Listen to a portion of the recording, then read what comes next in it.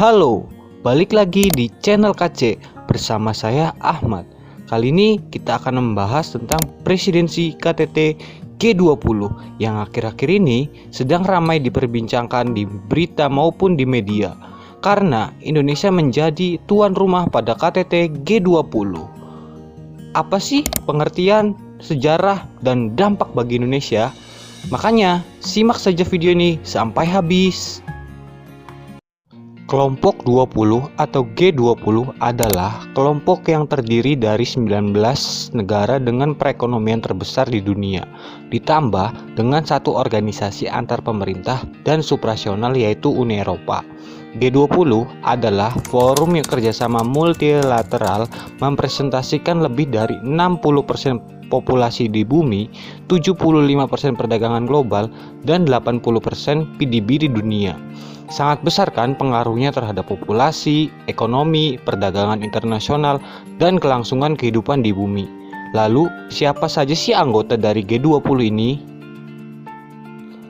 Anggota dari G20 itu ada 20 negara yang terdiri dari Afrika Selatan, Amerika, Arab Saudi, Argentina, Australia, Brazil, India, Indonesia, Inggris, Italia, Jepang, Jerman, Kanada, Meksiko, Korea, Rusia, Prancis, Cina, Turki, dan Uni Eropa.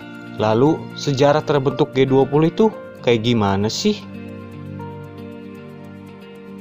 Sejarah dari G20 dibentuk pada tahun 1999 atas inisiasi dari anggota G7. Siapa anggota G7 itu? Yaitu adalah Uni Eropa, Amerika, Kanada, Prancis, Inggris, Jerman, dan Jepang. Mereka merangkul negara maju dan negara berkembang untuk bersama-sama mengatasi krisis, utamanya yang melanda di Asia, Rusia, dan Amerika. Tujuan G20 mewujudkan pertumbuhan global yang kuat, berkelanjutan, seimbang, dan inklusif. G20 awalnya merupakan pertemuan Menteri Keuangan dan Gubernur Bank Sentral.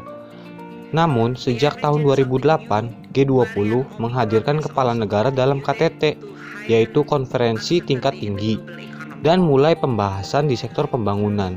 Ada juga peran nyata G20 ialah pada yang pertama, penanganan krisis keuangan global pada tahun 2008. Yang kedua, kebijakan pajak. Yang ketiga, penanganan pandemi COVID-19. Dan yang terakhir, isu global, contohnya adalah perdagangan, iklim, pembangunan, dan konflik yang ada di dunia. Setelah mengetahui pengertian dari G20, potensinya sangat besar bukan bagi dunia. Pada tahun 2022, Indonesia menjadi presidensi G20 dengan serah terima pada akhir KTT di Roma tahun 2021. Tema yang diangkat adalah Recover Together, Recover Stronger yang akan dilaksanakan di Bali pada tanggal 15 sampai dengan 16 November 2022. Melalui tema tersebut, Indonesia ingin mengajak seluruh dunia untuk bahu-membahu, saling mendukung untuk pulih bersama serta tumbuh lebih kuat dan berkelanjutan.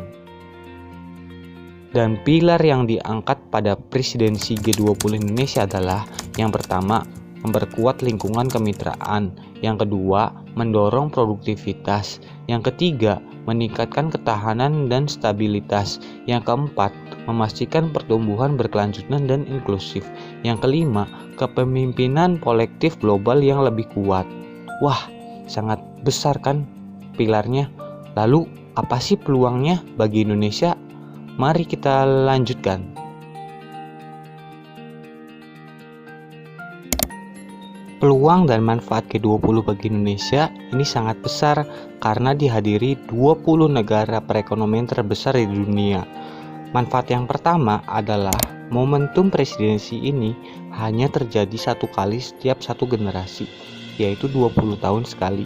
Jadi harus dimanfaatkan sebaik mungkin untuk memberi nilai tambah bagi Indonesia, baik dari sisi ekonomi maupun kepercayaan masyarakat domestik maupun internasional.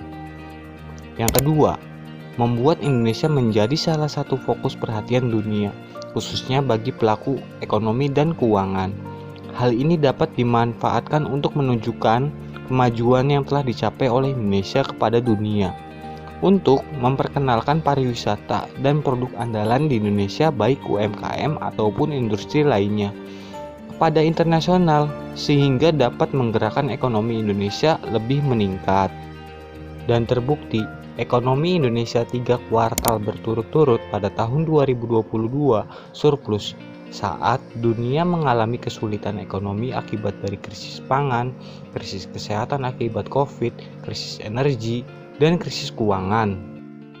Yang ketiga, menjadikan kesempatan kepemimpinan Indonesia di kancah internasional, khususnya dalam pemulihan ekonomi akibat pandemi Covid, sehingga menarik mitra investor asing untuk berinvestasi atau bekerja sama dengan Indonesia, agar produktivitas dan ekonomi Indonesia itu meningkat, dan ini juga bisa menambah lapangan pekerjaan di Indonesia. Yang keempat, G20 di tengah pandemi membuktikan persepsi yang baik atas ekonomi Indonesia yang kuat terhadap krisis, membuat bentuk pengakuan atas status Indonesia salah satu negara perekonomian terbesar di dunia. Dan terbukti, peningkatan ekspor Indonesia meningkat signifikan pada tahun 2022.